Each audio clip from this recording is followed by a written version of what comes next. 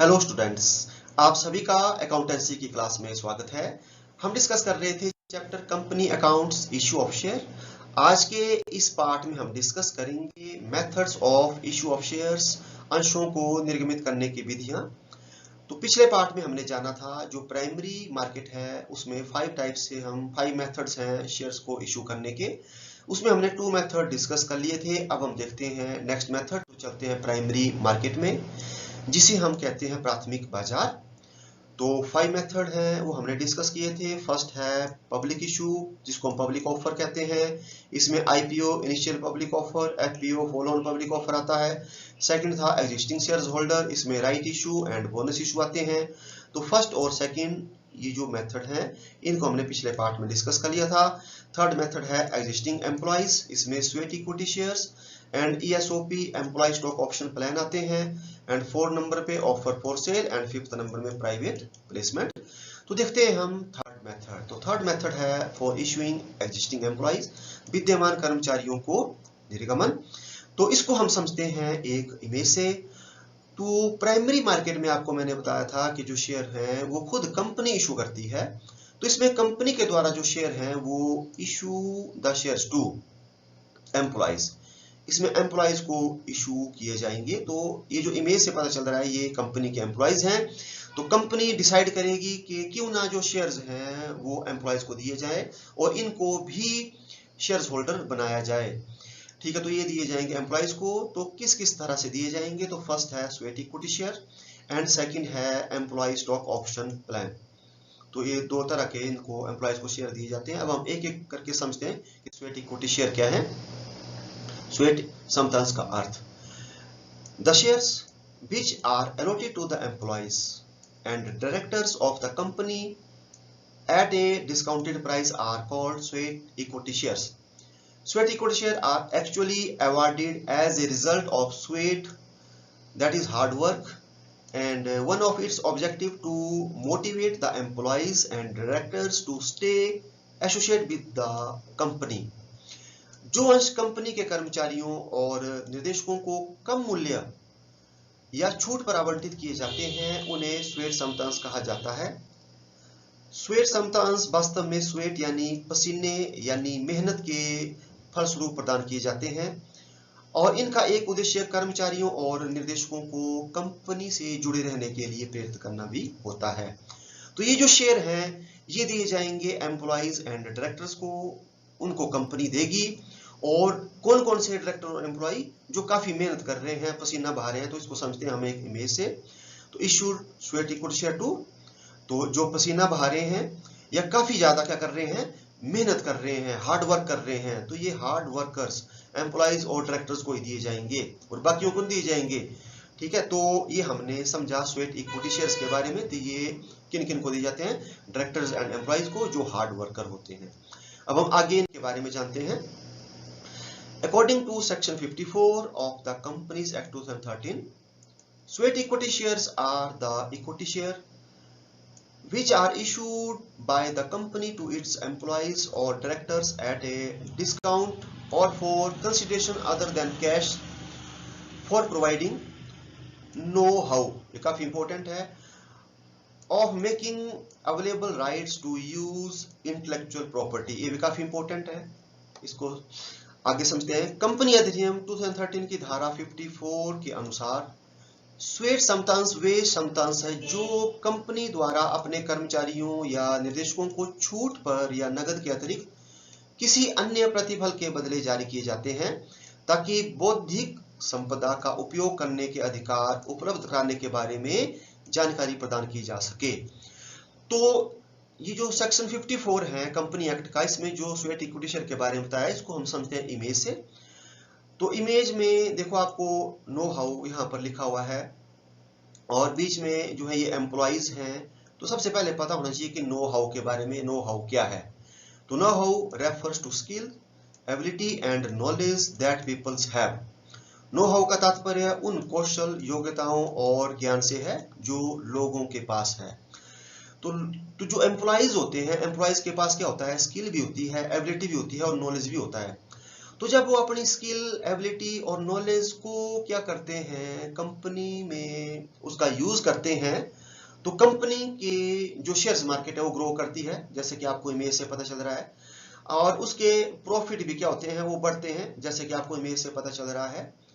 ठीक है, तो उन्हीं को ही क्या किए जाते हैं, उन्हीं एम्प्लॉइज को जो अपनी स्किल, एबिलिटी और नॉलेज का इस्तेमाल कर रहे हैं, उन्हीं को ही क्या किए जाते हैं, ये शेयर्स दिए जाते हैं। और इसके साथ साथ एक और वर्ड था इंटेलेक्चुअल प्रॉपर्टी। तो इंटेलेक्चुअल प्रॉपर्टी हुआ कि जो एम्प्लॉय है वो मेहनत कर रहा है और इसके साथ साथ कुछ उसने कोई सॉफ्टवेयर तैयार किया, और उस सॉफ्टवेयर जो उसने तैयार किया, तो अब उसको यूज करने का अधिकार जो है किसी दूसरे को नहीं होगा, तो वो उसकी अपनी क्या बन जाएगी, एक एसेट्स बन जाएगी, उसको बोलते हैं हम इंटेलेक्चुअल प्रॉपर्टी। तो इंटेलेक्चुअल प्रॉपर्टी हुई जो एम्प्लॉयज की खुद की दिमाग की क्या होती है, उपज होती है, उसको बोलते हैं इंटेलेक्चुअल प्रॉपर्टी। तो जब वो उसको यूज करने का अधिकार क्या करता है, दे देता है कंपनीज को। ठीक है, तो उसने क्या किया, वो अधिकार दिया, वो अपनी प्रॉपर्टी दी, इंटेलेक्चुअल प्रॉपर्टी दी, तो तब भी क्या कर सकती है कंपनी, उसको शेयर्स दे सकती है, उसको बोलते हैं कंसिडरेशन अदर देन कैश। ठीक है, तो कंपनी ने कैश नहीं लिया, तो बिना कैश के ही क्या कर दिया, उस प्रॉपर्टी के बदले उसको शेयर क्या कर दिए, जारी कर दिए। ठीक है, तो ये जो स्वेट इक्विटी शेयर है वो उन्हीं को ही दिए जाते हैं जो पसीना बहाते हैं या कंपनी को इंटेलेक्चुअल प्रॉपर्टी क्या करते हैं, प्रदान करते हैं। तो ये हमने जाना स्वेट इक्विटी शेयर के बारे में। अब हम आगे समझते हैं features of sweat equity shares. Sweat equity shares is the only share which can be issued at a discount। Sweat equity अंश एकमात्र अंश है जिन्हें डिस्काउंट या हम छूट भी कहते हैं, छूट पर जारी किया जा सकता है। तो एक फीचर हो गई कि स्वेट इक्विटी शेयर्स ये एम्प्लॉयज को मिलेंगे डिस्काउंट के ऊपर। Second, sweat equity shares are actually awarded as a result of sweat, that is hard work. Sweat equity अंश वास्तव में स्वेट यानी पसीने यानी मेहनत के फलस्वरूप प्रदान किए जाते हैं। सेकंड ये होगी। Third, one purpose of these shares is also to connect the internal people of the company by making them shareholder in the company। इन अंशों का एक उद्देश्य कंपनी के आंतरिक लोगों को कंपनी में अंशधारी बनाकर जोड़ना भी होता है। तो इनका एक ऑब्जेक्टिव ये भी होता है कि जो अच्छे अच्छे एम्प्लॉइज हैं या डायरेक्टर हैं उनको क्यों ना हम जो है शेयर होल्डर बना दें, कंपनी का मालिक बना दें। तो ये फीचर्स हमने डिस्कस की। इसके बाद हम देखते हैं condition regarding issue of sweat equity shares. Sweat समतांश जारी करने के संबंध में शर्तें, क्या क्या कंडीशंस हैं। The company can issue sweat equity shares only if the following conditions are satisfied. Company sweat समतांश तभी निर्गमित कर सकती है जब निम्नलिखित शर्तें पूरी कर दी हों। तो फर्स्ट क्या है, first of all the company has to pass a special resolution. In that resolution letter, the company has to tell how many shares it is issuing and what will be the price per share। सर्वप्रथम company को एक विशेष प्रस्ताव पास करना होता है। उस प्रस्ताव पत्र में कंपनी को बताना होता है कि वह कितने अंश जारी कर रही है और प्रति अंश का मूल्य क्या होगा। Also the name and numbers of shares will be mentioned in the offer letter of the public to whom these shares being issued। साथ ही साथ जिन लोगों को भी ये अंश जारी किए जा रहे हैं उनके नाम और अंशों की संख्या उस प्रस्ताव पत्र में अंकित होगी। तो फर्स्ट कंडीशन ये है कि कंपनी को स्पेशल रेजुलेशन पास करना पड़ेगा और बताना पड़ेगा कि कितने शेयर इशू कर रहे हैं, किस प्राइस के ऊपर और कौन कौन शेयर होल्डर हैं। अब देखते हैं हम next second condition. If the shares of the company are already listed in the stock market, then it will be mandatory for the company to follow all the guidelines laid down by SEBI while issuing these SWET shares। अगर company के अंश पहले से ही अंश बाजार में सूचीबद्ध हैं तो कंपनी को इन स्वेट अंशों को जारी करते समय सेबी द्वारा बताए गए सभी दिशा निर्देश का पालन करना अनिवार्य होगा। तो ये काफी इंपॉर्टेंट बात है। तो इसमें बोला है कि कंपनी अगर लिस्टेड है तो लिस्टेड कब होगी, आपको मैंने बताया था पिछले वीडियो में। तो जब कंपनी पब्लिक को शेयर इशू करती है फर्स्ट टाइम, उस वक्त ही वो लिस्टेड हो जाती है। तो लिस्टेड है, फिर अगर वो स्वेट इक्विटी शेयर को इशू कर रही है तो उसको सेबी की गाइडलाइंस को फॉलो करना पड़ेगा। Third point, any company can issue sweat equity shares which has completed 1 year of it's in complementation. कोई भी कंपनी स्वेट समता अंश जारी कर सकती है जिसने अपने कार्यान्वयन के 1 वर्ष पूरे कर लिए हों। तो मतलब जैसे उसको कंपनी को चलाए हुए स्टार्ट हुए 1 साल हो गया हो, उसके बाद इनको जारी किया जा सकता है। Such shares shall not be sold by their holders for 3 years from the date of their allotment. The restricted period is called the lock-in period.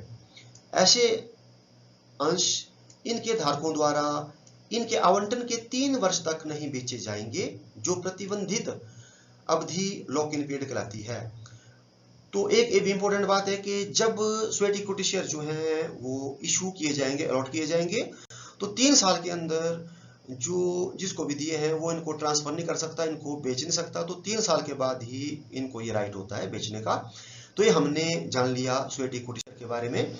अब हम जानते हैं जो सेकंड जो मेथड्स है employee stock option plan, employees को shares को देने का, कर्मचारी संबंध विपणन योजना। Employee stock option plan is contract between company and some of its employees. कर्मचारी संबंध विपणन योजना कंपनी और उसके कुछ कर्मचारियों के बीच हुआ एक अनुबंध है। According to this contract, if the employees stay in the same company for a certain number of years, then they will be given some shares of the company. इस अनुबंध के अनुसार अगर वह कर्मचारी अगले कुछ निश्चित साल तक उस कंपनी में रहेंगे तो उन्हें कंपनी के कुछ अंश दिए जाएंगे। And these shares are given at a discount from the price of the shares running in the market. और यह अंश बाजार में चल रहे उस अंश के मूल्य से कम मूल्य पर दिए जाते हैं। तो ये हमने समझा एम्प्लॉय स्टॉक ऑप्शन प्लान के बारे में। तो इसमें जो है शेयर्स फ्यूचर में दिए जाएंगे, अभी नहीं दिए जाएंगे। इसमें कुछ टाइम पीरियड होता है, जैसे कंपनी बोलती है कि आप इतने साल तक जब काम करेंगे तो इतने साल के बाद हम आपको शेयर्स देंगे और आपको शेयर होल्डर बनाएंगे, ठीक है। लेकिन जो हमने स्वेट इक्विटी शेयर के बारे में जाना, उसमें मतलब कंपनी जब बोलती है तभी क्या कर देती है, शेयर्स को दे देती है। अब आगे समझते हैं।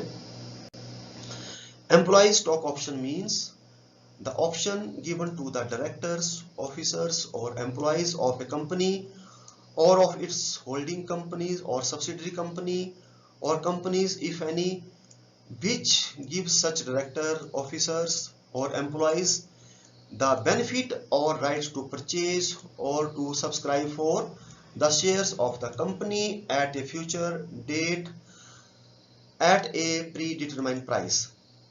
कर्मचारी संबंध विपणन विकल्प का अर्थ है किसी कर्मचारी या उसकी होल्डिंग कंपनी या सहायक कंपनी या कंपनी के निर्देशकों, अधिकारियों या कर्मचारियों को दिया गया विकल्प, यदि कोई हो, जो ऐसे निर्देशकों, अधिकारियों या कर्मचारियों को पूर्व निर्धारित मूल्य पर भविष्य की तारीख में कंपनी के अंश खरीदने या सदस्यता लेने का लाभ का अधिकार देता है। तो ये हमने जाना एम्प्लॉय स्टॉक ऑप्शन प्लान के बारे में। तो इसमें क्या किया जाएगा, एक अधिकार दिया जाएगा किसको, शेयर्स को खरीदने का फ्यूचर्स में। तो ये हमने जाना meaning of employee stock option plan. अब हम आगे समझते हैं कर्मचारी संबंध विपणन योजना के बारे में। The lock in time period of the shares purchased under the ESOP scheme, it is up to minimum of 1 year from the date of allotment. ESOP योजना के अंतर्गत क्रय किए गए अंशों की लॉक इन समयावधि आवंटन की तिथि से न्यूनतम 1 वर्ष तक की होती है। तो स्वेट इक्विटी शेयर में ये 3 इयर्स की थी और एम्प्लॉय स्टॉक ऑप्शन प्लान में एम्प्लॉयज को लॉक इन जो पीरियड है वो दिया है 1 ईयर। आपको मैंने बताया कि लॉक इन पीरियड जो है ये होता है कि इतने 1 साल तक आप उन शेयरों को बेच नहीं सकते, मतलब उसके बाद ही आप उनको बेचेंगे। However, under the public issue, if the shares are issued to the employees, then the lock-in time period is not applicable. हालांकि सार्वजनिक निर्गमन के अंतर्गत यदि कर्मचारियों को अंश निर्गमित किए जाते हैं तो लॉक इन समय विधि लागू नहीं होती। तो आपको मैंने पब्लिक इशू के बारे में बताया था कि जब कंपनी अपने शेयर्स जनरल पब्लिक को देती है, तो जब जनरल पब्लिक लेती है तो वो अपने शेयर्स को कभी भी ट्रांसफर कर सकती है, कभी बेच सकती है। उसमें लॉक इन पीरियड जो है शामिल नहीं होता, लेकिन इसमें 1 ईयर का है। अब हम आगे जानते हैं benefit of employee stock option plan. Employees works in the company better than before and for a longer time. कर्मचारी पहले से ज्यादा अच्छे से और ज्यादा समय तक काम करता है। By continuously doing more good work the profit of the company increases and due to this the price of company shares increases। उसके लगातार ज्यादा अच्छे काम करने से कंपनी का लाभ बढ़ता है और जिससे कंपनी के अंश का मूल्य बढ़ जाता है। After this he can earn profit by selling the shares of the company in the market। जिसके बाद वह कंपनी के अंशों को बाजार में बेचकर लाभ कमा सकता है। ESOP benefits both the company and its employee। ESOP से कंपनी और उसके कर्मचारी दोनों को ही लाभ मिलता है। तो ये हमने पढ़ा बेनिफिट। तो इससे जो है बेनिफिट दोनों को ही मिलता है, क्योंकि जब एम्प्लॉयज को कहा जाएगा कि फ्यूचर में आपको शेयर दिए जाएंगे तो बड़े अच्छे से काम करेगा और ज्यादा समय तक काम करेगा।